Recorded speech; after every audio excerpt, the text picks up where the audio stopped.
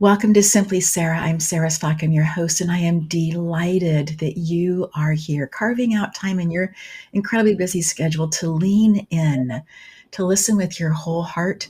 And today I'm super excited to bring into the studio to share with you a conversation with the queen of feeling fabulous, Dr. Rochel Marie Lawson. Thank you.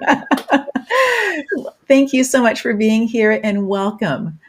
Thank you for having me. It's a pleasure. Oh, I'm just so excited about this conversation because in the conversations that we've had coming up to this, you are the queen of feeling fabulous. And I would love for you to share a little bit about your background story, Dr. Rochelle, how you got to where you are today, because it wasn't a straight road for you. No, it wasn't. So way back when, um, I went to college and got a couple of degrees, and the second degree was an electrical engineering degree. And living in Silicon Valley, I thought I'd have no problem becoming an electrical engineer, working for one of those big electronics firms back in the day. Well, I interviewed for probably 12, 14 large corporations in the Silicon Valley that still exist today, many of them. And I would always hear, we'd love to have you. You're super smart. You'd be an asset to our team. And then somewhere in the interview, they would lean back in their chairs. It was guys, and they'd be like, but you're going to be working around men that are your father's age. And until we can figure out how to make them comfortable, we can't call you yet. So stay by the phone because we really want to hire you. Well, after that started happening, like by the fifth time, I knew I wasn't never going to get the call. But Right. because I had all of these interviews set up, back in the day, you had to actually fill out an application and mail it in and drop it off at the human resources department. Anyways, I went back to school and got a registered nursing degree and became an ER, emergency room trauma nurse and flight nurse, and absolutely loved it.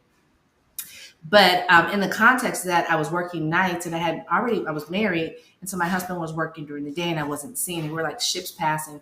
And one morning I told him, I said, hey, we could start a business ourselves. And he was like looking at me all crazy as he's getting ready to head out the door. He said, you must have had a long night in the ER. And I'm like, no. And so long story short, we did. We started the first woman-owned, minority-owned telecommunications installation company in the United States. And I continued to work as a registered nurse, pulling a couple shifts a week because I really love being a registered nurse. I'm still licensed in multiple states and I'm not clinically practicing, but I really loved it. And it was in that capacity of starting a business with no idea how to start a business and still continuing my passion of helping my patients to feel better while they were under my care was important to me. And so fast forward, I still own a telecommunications installation company. I took that company to be one of the top 50 women-owned businesses in Silicon Valley in 6 years after starting that company with no idea how to run a business. Lots of hard knocks to learn. But I also, like I said, kept my registered nursing license, got an advanced practice degree license, and became an Ayurvedic nurse practitioner, which is something I had been practicing probably since I was a kid based on my own wellness journey.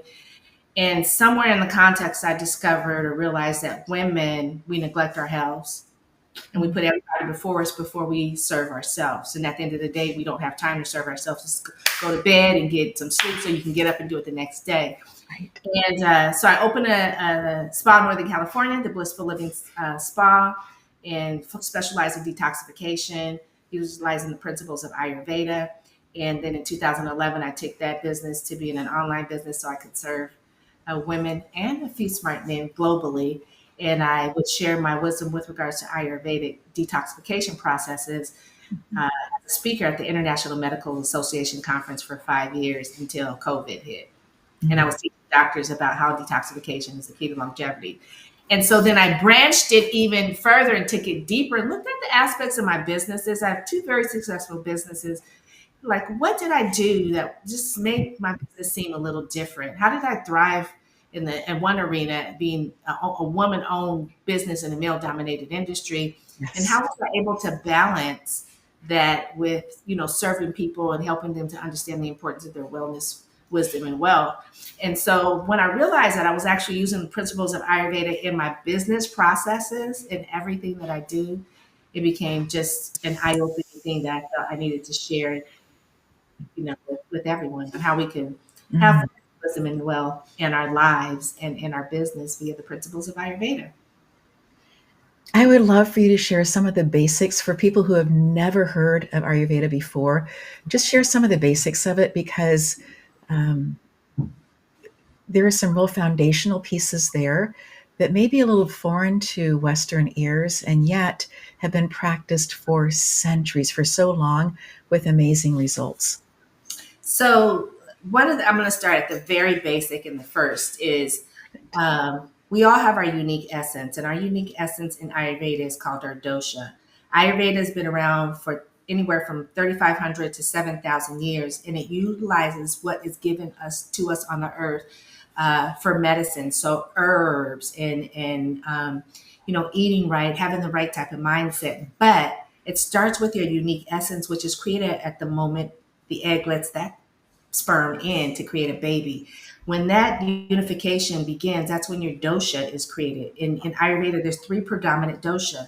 There's Pitta, Kapha, and Vata. And Vata is comprised, they say the doshas are comprised of the elements. So everything in our universe we're comprised of. And so Vata predominantly dosha people are more airy and light. They're more filled with the qualities of air and ether. They tend to be tall and lean, or lean or small and lean, but they tend to be the thinner people in our society, thinner hair, thin lips, small eyes. And when they get disturbed or out of balance, they become, they can't focus. They're flighty. They do all kind of stuff, but they also are very creative and artistic. They're artistic ones. Mm. Does is what I am. We're full of fire. Yes. Earth. So pittas, we're fiery. We tend to be medium body types. Dark hair. More. We tend to be the more people that get the muscles easier. Mm.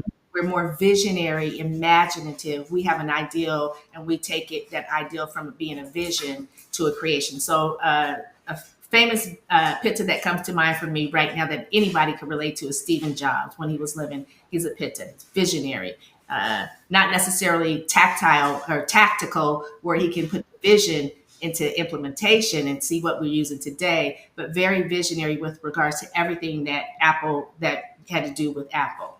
Yes. And then our Kappa people are the more sturdier, heavier, more robust people in our society. They tend to have thick hair, big eyes, luscious eyebrows, full lips, more fuller body types, because they're comprised of earth and water. And so they tend to be the people that are the diehard, robust people. If you want something done, they're going to be methodical with it. And then, so they're the people behind the pitta that brings the fruition, gets all the bells and whistles, kind of operating succinctly. The vatas are the creatives. They're going to be creating the marketing pieces, or, they're going to be the book writers or the artists, or they're more artsy, so to speak. And Mhm. these are the ones that say, let's get this done. This is my vision. How we going, with the vatas and the kappas, how we going to get this vision to become a reality? And so Right. that's the predominance. Now, we're usually all comprised of either two, definitely two, and some of us are comprised of a little bit of three. But the predominant one is the one that stands out the most. Mhm. And when we get imbalanced within our mind, and bodies, spirits, the other doshas also experience imbalances. So, knowing what your dosha is hugely important, valuable information, not to be discounted lightly, because it tells a lot about you. It tells how you should ebb and flow, what you should eat, what you should stay away from, how to notice when you're out of balance, how to notice when you're in balance, how to make corrections, things of that Mhm. nature. So if anyone's looking for that kind of information, you can, check it out on my site, Blissful Living, the number 4, the letter U.com, and take the dosha quiz. And you get what your predominant, secondary, and tertiary are, but you also get information to help you understand a lot more about your unique essence in the world. Mhm. Say, even identical twins do not have the same dosha makeup. So they might be two both vatas, but then the percentages might be different. They may have Mhm. more of the others, or vice versa. So identical twins aren't identical when it comes to the dosha makeup. to me, that's just fascinating. And the place that I hear most about Ayurvedic is in the world of food, right? What foods should you eat? Should you be eating colder foods or warmer foods? And I didn't realize it was 3 doshas. I thought there were 4. So it's going to be air, and then fire, and then water and earth are going Yeah, to be together. Okay. yeah. So Vata, Pitta, Kapha. So Vata, air, Pitta, fire. When you think of Pitta, fire, think of a volcano. Pit of fire, yes. Yeah, because that's how we are when we're out of balance. And then Kapha, you want to think of like earth, like a mountain, or the ocean, or sand or dirt. Something strong, stable, steady. But it's a mixture of the water that's a Yeah. perfect balance to keep that fullness together. So it doesn't have to do with when your birthday is, because if it did, identical twins would be the same. So it's going to be based on other things. Yeah, so nothing to do with your birthday. And I know with identical twins, it's one sperm that fertilizes the egg, and then the egg splits. Right. So in the moment of when that egg splits and becomes from one baby to 2, that's when the other baby's dosha is made up. That's why they're not the same, Same. because taking it to more of a DNA type of thing. Mhm. Um, Everyone's DNA might be similar, but we're even, again, identical twins. Or DNA is very similar, but there are some differences within within the DNA genetic makeup of the babies. Yes. Yes. And I'm going to be seeing some identical twins in the family soon. And you're right that there is so much about them that's so the same. Tenor of the voice, the way that they walk, and yet there are things about them that make them so incredibly unique. Yeah, And love that you're able to speak to that from a different point of view on that as well. So, yeah. how did you come to the point of being called the queen of feeling fabulous? We're going to take a quick break, and then when we come back, we'd love for you to share that with us, friend. We'll be right Okay. back. This is Michelle. She teaches women how to forgive the people who betrayed them, not by asking them to talk about it, but by helping them express it through art. She's an art therapist and the creator of the Art of Forgiving, a class that turns emotion into expression. No therapy jargon, no pressure to explain, because forgiveness isn't about the other person. It's about setting yourself free. This is Michelle, and this is the Art of Forgiving. Are you ready to enrich and deepen your relationship with the spirit world and increase your knowledge of the shamanic journey? Then this is for you. The first step of the shamanic journey is to discover your power animal. This process allows you to step into Spirit's energetic field where they share their aspect of the divine's power. And as a result, you begin to realize the significance of their sacred power and what it means to you personally. Katie Ingersoll is a highly sought shamanic and Reiki teacher, a practitioner, a spiritual counselor, and educator. With grace, she integrates the rich teachings of the wise ancient ones into her workshops, encouraging her students to mesh these teachings into their everyday lives. For details of how you can discover your power animal, reach out to Katie at katieingersoll@gmail.com. You can also find her as a qualified teacher and practitioner on Sandra Ingerman's shamanicteachers.com.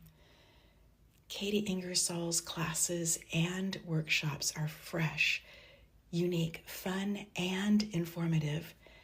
Ready to deepen your shamanic understanding? Reach out today.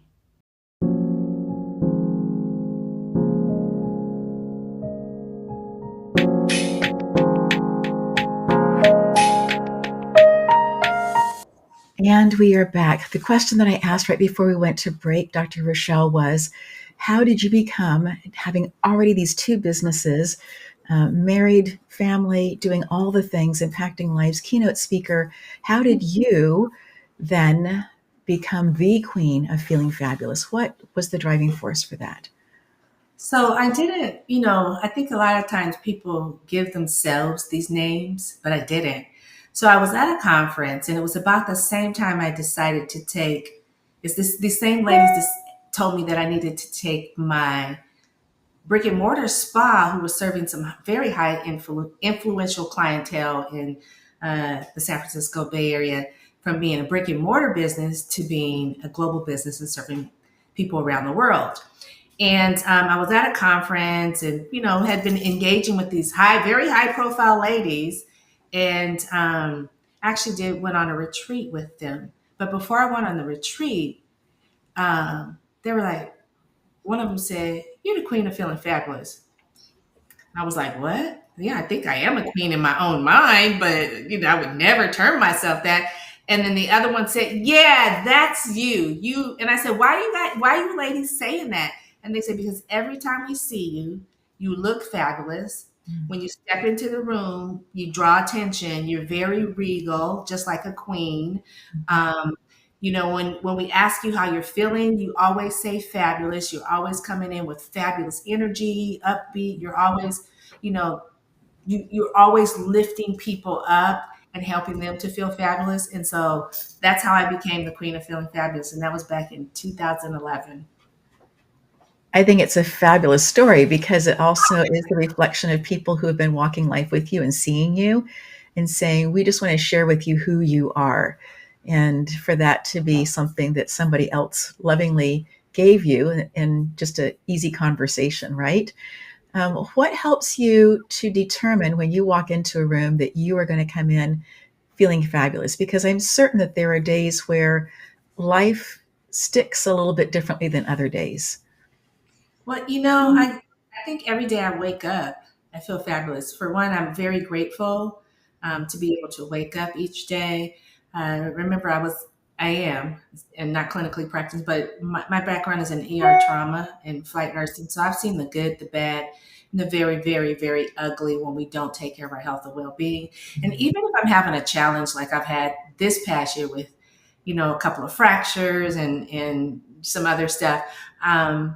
I always feel fabulous because I'm always so grateful to be able to get up and start my day, go to the gym if I choose to do that, meditate, do what I do to keep me operating on all cylinders. And so I think it's because my experience of not not of my experience of seeing people not take care of themselves, not appreciate themselves enough to put themselves first. Um, I think that's I think that's one of the reasons. But also, I had a 17-year journey with an undiagnosed medical condition where I suffered traumatically and tremendously every single day.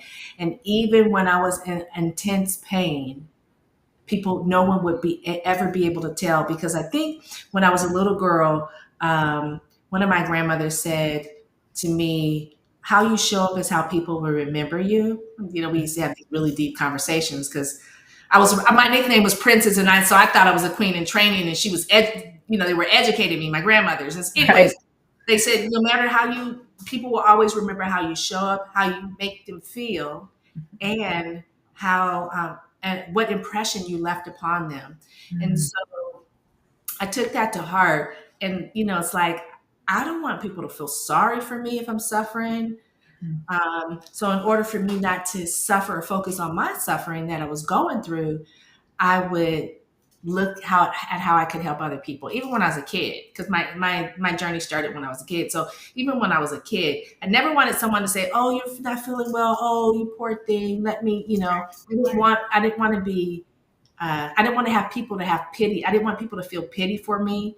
And yes. so it's a good thing, but it's also a bad thing. But I just always wanted to show up and remember what my uncle told me when I was 10.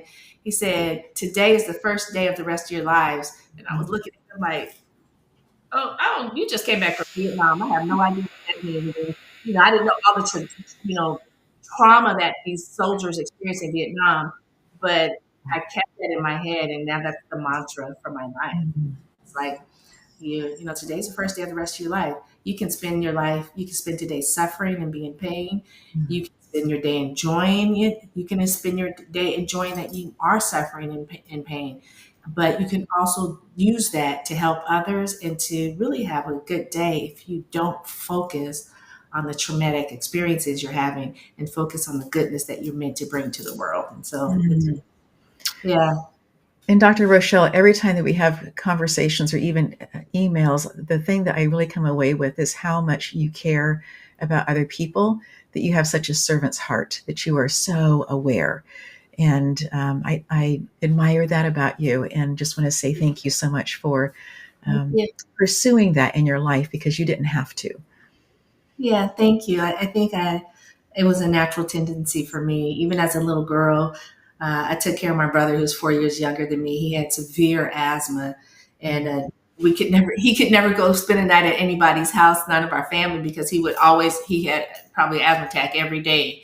But when those moments happen, even at 8 years old, I knew what to do when my parents weren't around, particularly my mom. I knew what to do. I knew what medicine to give him. I knew how to take. So I think it's just innate. I think it was just something was born with. It's part of my divine purpose, to be compassionate and share compassion and to take care of others. And sometimes it's been really good, particularly in the clinical setting, but sometimes in my family life and just ebbing and flowing, it's not been good because people expect you to take care of them because you always do. And sometimes you need to teach people how to take care of themselves. And that's a process of, again, helping them to step into feeling fabulous.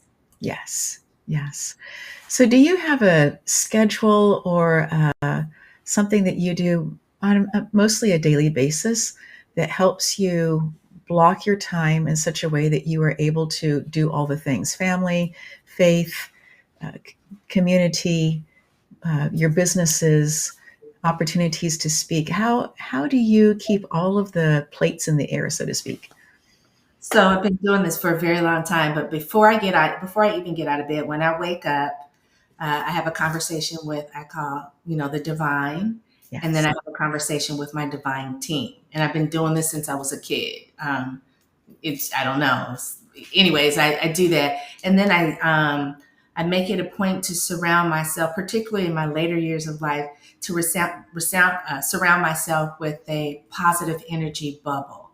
It's a protective, positive energy bubble because when I was in the working trauma, I've had a 9 millimeter held to my head by a gangbanger. Uh, I've had, people threatening to stab me. Good thing I was a female working with a bunch of male RNs, but I've had some things. And so I always put this protective energy bubble around me. And then I would do it for my kids as well. And then I have my routine. I get up, I do a meditation journaling, which is probably about 40 minutes because I do two components. I write affirmations each day. And then the second part of that is I write 3 pages, meditation, just journaling, whatever's in me, I just expose. Sometimes it's good stuff, sometimes it's bad, sometimes it's rambling. But within the context of doing that, I get answers to questions from my divine team, that shows up in my writing to the problems I'm dealing with or solutions I'm looking for, how I can be better, how I can be better business, how I can serve people better, whatever it is, how I can bring more prosperity into my life, what am I missing, that kind of stuff. And then I start my day.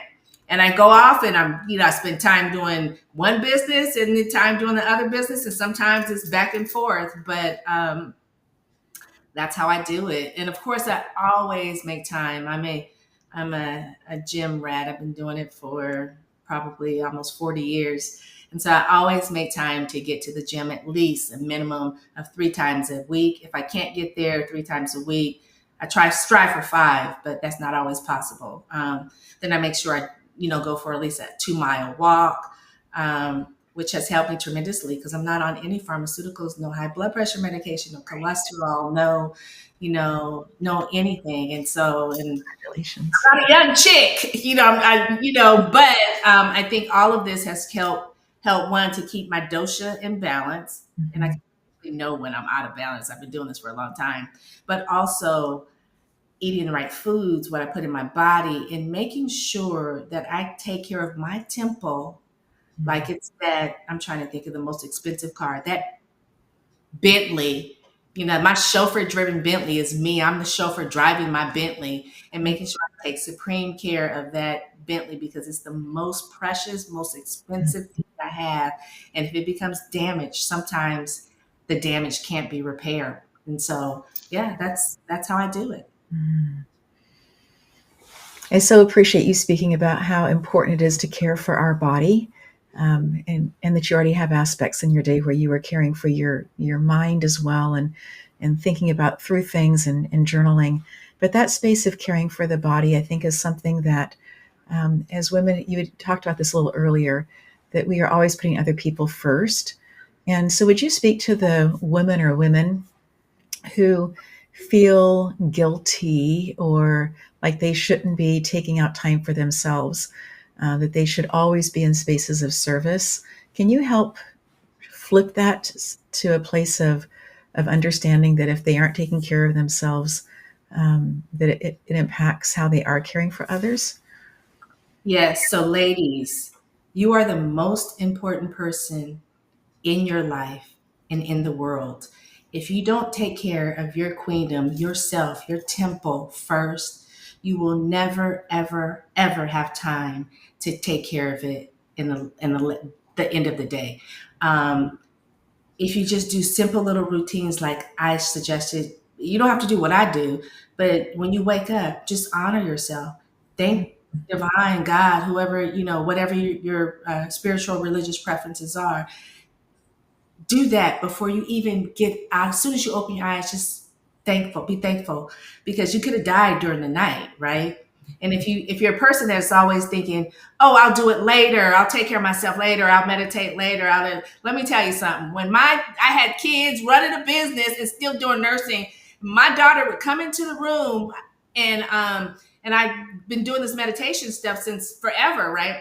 And Right. so it got to a point when she was little, she's like 2, she just come busting in the room. And I'm like, oh, I've got to get this in. So I would hide in my closet. I'd get up, do my stuff. Then I'd get up and go in my closet. And then she'd be walking around the house, Mommy, where are you? So she would eventually find me, but it gave me enough time to, even if it was 5 minutes, even if I had to go sit on the toilet and lock the door, not even use the bathroom, but it gave me enough time to ground myself, pay attention to what my body is telling me. How is my mind showing up today? Okay, does it feel chaotic? What do I need to do? Ground it, talk to myself, say my affirmations, have my conversation with my divine and the divine team or whatever it was. But I was putting myself first because I know that if I don't put myself first, I cannot be the best for those that I love and care about. And it's funny what you do. Your kids are always watching you. Always. Always, even the stuff you don't think they see. Trust me, they grow up and tell you stuff. You like, oh dang, I didn't know you saw that. Right. If you create these habits and bestow them and do them with the essence of just really making sure you know that you're the most important person in the world, then you bestow these habits upon your children very subtly. Now, they may not do everything you do, but they will begin picking up little things that you do, and it'll make you so proud that through subtle transformation, you were able to share with them that they are the most important person in their life and in the world, and how it's not selfish to put yourself first so that you can be the best that you can be for everyone that you love and care about and that are dependent upon you. And that's your family as well as your employees.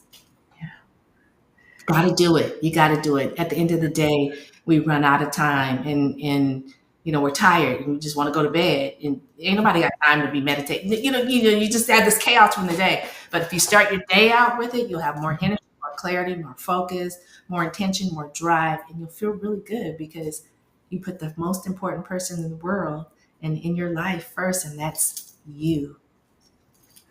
I think the point that really began to help me process things a little bit differently was when I came to that space of understanding that nobody else was going to do it for me.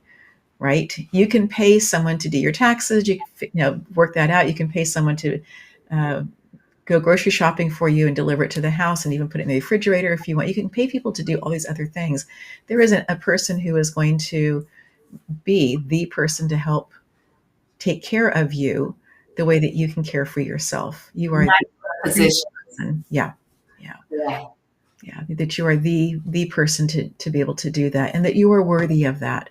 And I think that there are communities that really support that, groups of people who understand that um, that if somebody doesn't get back to them on a text and it takes them a day or two, that they aren't stressed about that. They're not concerned about if they are still important to that person or not. They understand that that person is just taking some time away to be quiet. I have a client right now who's taking 2 days, 2 nights, so parts of 3 days at a silent retreat. And what an incredible thing that is to be doing, just to have that space and quiet. And yesterday she said, should I really go? I have all these other things that I could be doing. And I was like, yes, go. I'm putting the vote in that, that place for you to really encourage you. And so she's off today to go up to Santa Barbara and enjoy several days of silence, and how, whether she receives revelation or sleeps or comes away with a list of things to be working on or not, I think that space of taking care of yourself and as you are able to do the things that really feed your soul, feed your inner being.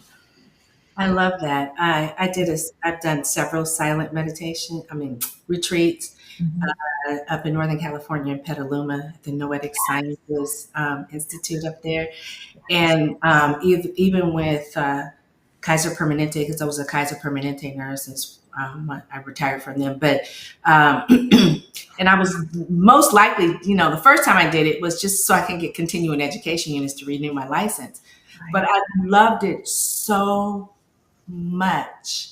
I loved it. And you just sparked something. I'm like, you know what? I need to do another one, because it was so funny. I didn't think I would not be able to talk, but it felt so good not to talk. And when it was over and I had to talk and share the experience at the end of the retreat, I didn't want to talk. It was a trip. I didn't want to talk. And it was like, oh no, I'm just so at peace. And I'm just in my little beautiful galactic bubble, just harmonizing and vibing and, letting stuff come up and be released, and, feeling good and getting in touch with the divine and my divine team and nature and, the animals that would come up to me, and telepathically communicating. It's such a beautiful, beautiful experience. And it's a beautiful thing that you should do. But I would say, maybe go somewhere where they're offering like a 4-hour silent retreat, and then one day, and then branch off, because 3 days for somebody who's never done it could be quite overwhelming. And that means no technology, no phone, no iPad, no internet, nothing but your mind, body, spirit, and emotional body. That's it. And y'all just dialogue. It's a beautifully profound experience. I can't share it enough. And if you're watching us, you all should try it. I'm just saying, try it. I was also encouraged by a business owner that she goes every single quarter. She blocks off 6 hours, and she goes out someplace where it's quiet.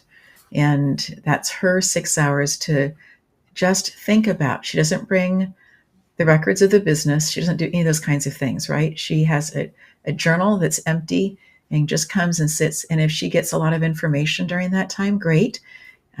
Things to work on, great. If she gets nothing during that time, great. The whole thing is that exercise, that practice of blocking that time off and saying, this is important to me. I see you shaking your head. Do you do something like that as well? Yeah, I do. Not 6 hours, and I'm just like, oh, that's another ideal. But I will do it for a couple hours, at least once a week, where I'm just not available. People still try to call, and I silence everything, and I just sit. I'm just not. I'm not available, and I do sit with the journal, and sometimes I get something, and sometimes I don't. I go sit out in nature, because I live in a place where we have a lot of animals, and so I find that when I do that, the deer, particularly the fawn, they come, the babies come, even the boys. It depends. It's funny because sometimes they all come, male, the babies, the females. Sometimes it's just the boys. Sometimes it's just the mom and the babies. And, sometimes it's just, I like to call them the teenagers, or butterflies or, cardinals, or I have these little road runners that love coming and talk to me, or the lizards come out and they just sit and watch me. And it's really it helps me to get back in touch with nature, no matter how chaotic the businesses are, whatever challenges I may be going through. It really helps to ground that energy. And when I come out of it, I'm so restored, refreshed, relaxed, rejuvenated. And sometimes I get some profound solutions to the challenges or problems that, I'm facing in my life or businesses as well. Sure. So, how do you, in your businesses, structure things so that you have people that you can bounce ideas off of, because you are continuing to move forward, right? And things how they were 10 years ago are not how they are now.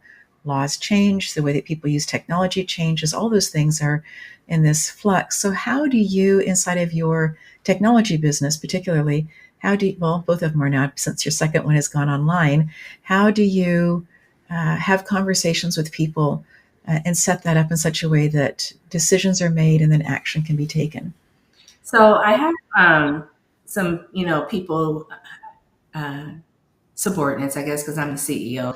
So I have people in positions that I've empowered them to take action and make decisions based on whatever is their position. So one of the blessings I had when I was talking about the kids, my youngest son is the director of project management and operations for my telecom company. It's getting groomed to become the president, because the current president is going to be retiring soon. And so he's like me. He's intuitive. He's connected. So I always say he's my twin child, one of my twin children, but he's a better version. And so I empower him to make decisions, because I know that he is going to make decisions that are going to be the best for the company, right? So having people in positions that you know what they are, you know what they represent, you know how they work, you know how they communicate, and you can delegate tasks to them helps tremendously. And then Blissful Living for you, it's a completely different type of business. It's online, whereas the other one is brick and mortar in San Jose. But again, I have people in positions that I can delegate. I know they will act in the best interest of the company. They will represent professionally. They're smart. They're tenacious. They sometimes respond better than I would respond, And so I think it's just finding the right people. And again, using the dosha information. Because when you know someone's dosha, you can place them in the positions where they will be successful, and it allows them to grow and expand and utilize their natural abilities and talent. When people are in the wrong positions, they don't feel like they're growing, they don't feel like they're successful, and they become a pain in the butt as employees. You can't delegate things to them because they're not in alignment with the true essence of where they would thrive. So I think that is key. And then, of course, trusting yourself and trusting those. You got to be able to give something to someone and trust that they do it. And then if they don't do it incorrectly, if they do it incorrectly, then that's a space for education and training. People don't know what they don't know until they're educated about it. My big thing was just, talk. I just talk. Sometimes when I'm out of balance, or I'm just real laser sharp with my talk when I talk to people. The point, I'm laser sharp, and sometimes it could be I may hurt their feeling, particularly if they're a sensitive soul. But if someone doesn't tell, and I'll say, did this resonate? Are you okay? If they tell me no, or I don't, then that's an opportunity for me to pay more attention to how I'm communicating, because I don't want the way I'm communicating, which might sometimes not come across as very nice. I don't want that to be how they act when they're engaging with clients or other employees or things of that nature.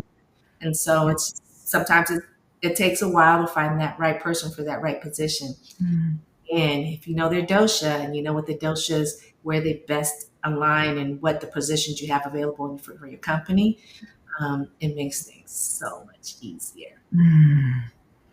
That's beautiful. I'd never thought about using the dosha to help place people in positions because it allows you to know ahead of time if they will feel empowered or not. Yes. A good fit. You don't want a COPPA person doing something a PITA would do, or Right. because they will become so overwhelmed that they will get out of balance and be stuck and stagnant, and nothing will get done. And you don't want an airy Pitta to be doing something. I mean, airy Vata to be doing something to Kappa, because Kappas are methodically there. You give them a task, they're going to do it to the nth degree, right? Because that's what they do. They're methodical. Vatas are airy, so they're not going to stick with the task. They're going to be over here and over there and everywhere, and then you wonder why nothing's getting done that needs to be done. Structure and statement of processes and things of that nature are not being followed. Well, it's because it's not a fit for what they do. It's not Right. how they naturally flow. So that helps tremendously. And of course, Pittas, we're strong-headed and visionary and leaders and passionate and fiery and create, and we can be creative too. But if we're stuck doing a job that a cop is doing, we're gonna blow up like the volcano, and it's not gonna be nice. We'll get it done, but we'll be stressed and we won't be nice, and we'll feel stuck, and and so we don't want any volcanoes blowing up anywhere. No. They make nice land formations, but thank you. We don't need to have that in our personal relationships and conversations at work. No. Friend, I would love for you to share a little bit about, you talk about your divine team and that you were very, very young when you knew that you had a full team. And I would love for you to share a little bit about that because in the advertisement earlier, Katie Ingersoll was talking about finding your power animal, how that's an aspect of the divine. And, having a team, she talks about people finding that, the first power animal, but oftentimes people have multiples of them because it's different aspects of the divine that they so connect in with. I would love for you to share a little bit about how you knew you had a team, if you were willing to share that, and or how others can discover their team. Yeah, so I knew I had a team when I was a kid, but I do want to share my power animal is a tiger. I am a tiger, but I'm also a deer, and I'm also a lion. And but the predominant one is a tiger. I'm everything a tiger. I'm a loner. I could be as social as I want to be, but I'm a loner. I've always been that way. I'm the only girl, a granddaughter in my generation of grandchildren. So it was me and the boys. So so I love that, and I think I know Katie actually, but how I found my divine team. I think I was gifted this. This is one of the gifts that the divine gave to me when I was a little girl. I had this connection with, I want to say, divine wisdom and energy and the angels. And so I would I thought I was dreaming, but now I know they weren't dreams. But I would dream of angels surrounding me. We would have conversations, particularly when I was 8 years old and I had suffered four very traumatic things that set me up for that 17-year journey with my health and well-being. They would always be there with me. They would console me. They would share wisdom with me, and they would help me to just ebb and flow and navigate my life. And I always felt a protective angel that was with me. I used to work nights doing ER trauma. And every time I was driving to the emergency department or the trauma center, I always felt that there was an angel sitting behind me on the driver's side, but in the back seat of the car. Always had this protection. And so, I just, when I was a kid, I used to tell people that, oh, girl, you crazy. And even as I was growing up or even adult, people were like, and so I kind of don't share it, with people that aren't, I want to say, open to it, because they just kind of look at you. But my angels have helped guide me clinically when I'm taking care of patients, when I was taking care of patients in the ER, helped me to clinically help my physicians to figure out what was going on with the patient when my physicians couldn't figure it out. And that to be known, if you couldn't figure out something with your patient, go ask Rochel Marie to take a look at your patient, because I just have this intuitiveness about me that I can, even when I was a kid, I could see disease and illness in people. And I used to get in trouble for it because I was little. I was like 4, and I'd be like, "Oh, you got, something's wrong with your heart," or there's blackness all inside you, which is, which was some type of cancer. Or as I got older, I said, "You got cancer." My grandmother would be like, "You can't tell people stuff like that." But I had this open, kids have this open conduit to connect with the divine realm. And so the divine is God, our creator. Everything starts and ends with the divine creator, right? But my divine team is a series of angels. And like I said, I do my prayer to the divine. And then after that, I have a conversation with my divine team. And then I do my protective and positive energy bubble. And then I get up. And I've been doing that, okay, for at least 52 years, probably. Yeah. And so, and I can't even see a day where I don't do it. Here's a funny thing. Sometimes I have to catch flights. I travel a whole lot. I have to catch a flight where I'm leaving at 3 a.m. I just got to get up and get ready and get to the airport, all this craziness. But I'll do part of it before I get up.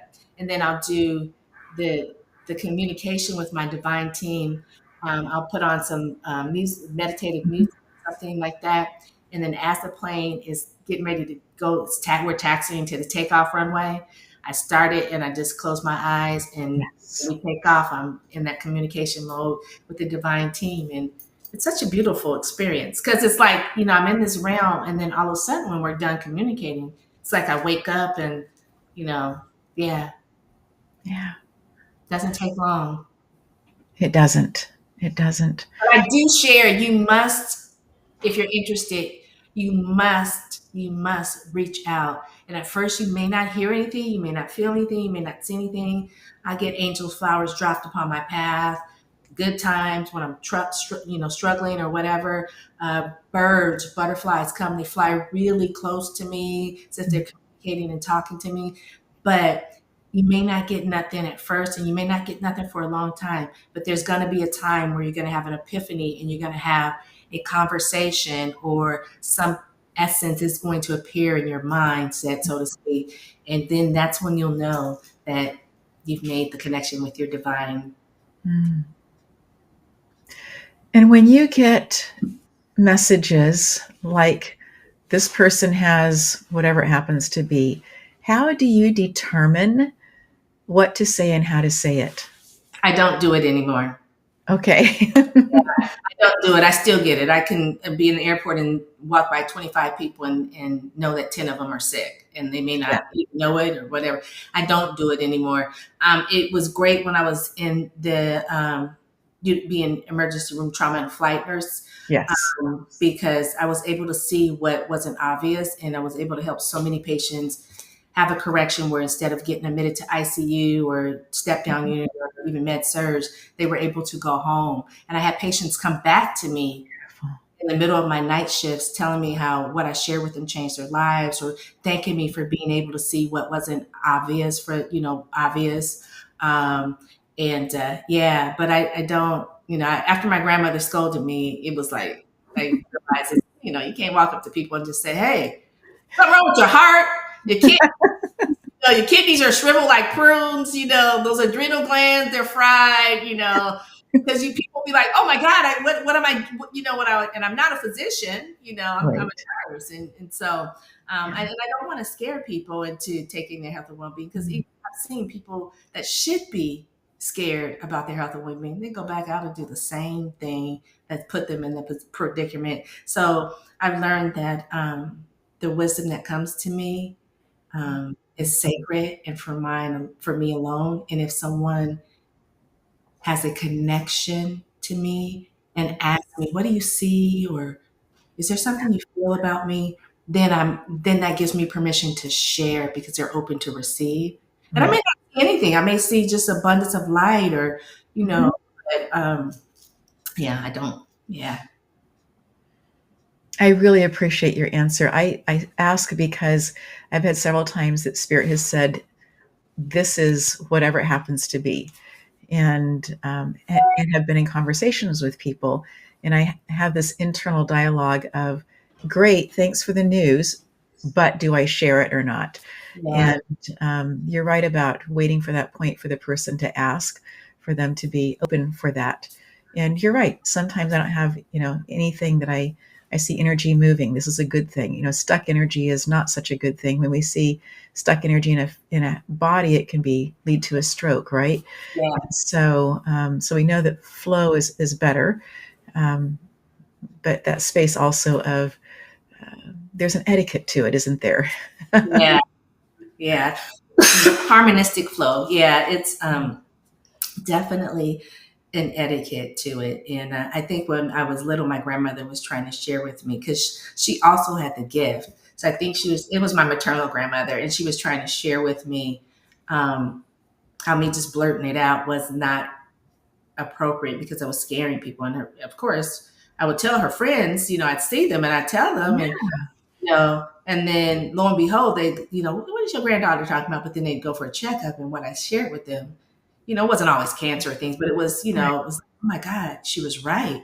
And Yeah. so she was like, you scare people. And I just would say it because I'm a little kid, you just say it, you don't have to sugarcoat it. And so over the course, I just learned. And the other thing for me is I know this about me, my essence, my dosha, and the way I flow. If someone asks me for information or answer, whatever it may be, then they're open to receive the information I'm going to give them because they've asked for it, right? But if I just blurt it out, it becomes this closed Mhm. vault. Never let the Right. information, even if it's something important that they need to know, they Yeah. won't absorb or receive the information. And so I think that also came from my divine team as well. Is if people ask you, they're ready to receive. Yeah. But if if you just say it, they're not going to receive. And sometimes they look at you and they don't even want to talk to you or have anything to do with you anymore. So, Right. yeah, so it's like let them ask if they want to receive, or if Mhm. it's meant for me to be the conduit of information and provide. Mhm. That's such a beautiful way of saying it. If you are meant to be the conduit for that information, because the information is there. That's Mm-hmm, why you're receiving it. mm-hmm, And are they ready? Are they in that space of being willing? And then it's not just hearing the information. What will they do with it? And that's, as somebody who's providing information, that's just your job, is just to provide it. It's not your job then to make sure that they actually take actions on that. That's up to them to do. right. The doctor can, or nurse, you can provide information to people all day long. Their discharge instructions, whatever it is, Right. it's up to them to take the action with Yes. the information provided, and then those that ask more in-depth questions. I learned this very early in my career. So what does it mean? And, what happens if I do this when you're giving them discharge instructions? Yeah. Then they're really open to receive the Yeah. information. And those were the people that would come back to me and say, I changed their lives. I Yeah. changed their lives. Yeah. Feel better. So And I good. didn't change anything. I just was a messenger and you were ready to receive. So actually, I just Right. was trying to do it. You got the message and you changed your life. You just received Yes. information that you needed to implement into your life to make those changes. I'm so Exactly. proud of it. Hmm. Dr. Rochel Marie, are there things that you would like to reiterate for our audience just to hold on to in their heart? Yes. So give yourself grace. We're Hmm. not perfect. That's why we're here having this earthly experience. The only perfect people I want to say are, with the divine. We're not perfect. So give yourself grace. We're all going to make mistakes. Try to Hmm. learn from your mistakes that you make, and give other people grace because you never know what's going on in someone's life. Yeah. Be kind. Um, Always be kind, even if you're scolding someone, employee, so to speak. Come with it in a manner of kindness. They'll be more receptive to the wisdom and what you're sharing with them. If you come just at it like like an out of balance pitta, right? Right. So be kind, and you never know the simple act of kindness Hmm. that may have helped change someone's life. For instance, going to Walmart or at the gas station and holding the pump door open for someone, or smiling at someone, or saying hello or good morning. We don't really do a lot of that in California. It's more kind of where I am in Texas now. But you can smile at someone. You never know. Even in traffic. Even in traffic. You can Even. cuss them out and flip them off, but smile at them, because one, they're expecting you to do that, but smile at them, because you never know what that person is going through and how your smile may have changed their life. They may have been going to kill themselves. They may have been going into Walmart to get some aspirin, to take an overdose of aspirin, or some other kind of mechanism. You never know. It may be their last day on earth. And the last thing they remember before they die is someone showed kindness to them, that stranger. And so, have grace, have kindness, and come with love from your heart. When you open up your heart and you give love, even to those that sometimes we think don't deserve love, because sometimes those people that don't deserve love never had real love shown to them. So that's sometimes the way they are. But when you come from your heart, you're coming from a loving essence. It's in the middle of our body for a reason. It's in the middle of our chest. And so it is the fourth chakra. And so when you come from your heart, people will feel the love coming from you authentically, and they will embrace it. Even if you don't know them, you can always send people love. You can always send. So grace, kindness, love. And the last thing I would say is be always in a spirit of appreciation. The good, the bad, and the very ugly that happens in our life, because it will happen. We all are going to experience it. But when you come from a place of appreciation versus a place of fight, or stress or struggle or whatever it means, particularly if it's the bad and the ugly, it changes the energy of what that essence is. And eventually you will see that sometimes you have to go through bad things in order for the good things to rise. Think about the caterpillars, beautiful little creature. I love caterpillars, but they have to literally die to rise and become that beautiful butterfly. When you think of that, we all are butterflies, but sometimes we're in caterpillar state, and sometimes we're transitioning into, metamorphosizing into that butterfly. And those might be the good, the bad, and the ugly part. But just know that you will come through it if you have grace, kindness, love, and appreciation for yourself. Make things just a little bit better each and every day. Wow, that's a benediction. That's just beautiful. Sometimes it can be hard because people, but if you can always keep that in your mind: grace, kindness, love, and appreciation. This 4 easy words. Not be able to do all of them all the time, but if you do one of them, it will change the energy of you inside. Wow. Dr. Rochel Marie, thank you so much for the gift of your time with us today and sharing your wisdom. We so appreciate it. And you are the queen of feeling fabulous. It's lovely to be in your energy. Thank you, friend. Thank you. Thank you, Sarah, for having me. It's been such a pleasure. I'm just, I'm beaming. I don't know if I'll be able to work the rest of the day because, bright light behind me, but I feel like I'm the sun if I step out, it'll be really hot here. But, it's very nice to have this conversation. Thank you so much for your grace. Absolutely. And appreciation. Absolutely. And to our audience, we say thank you so much for being here. And until next time, friend, take good care of you.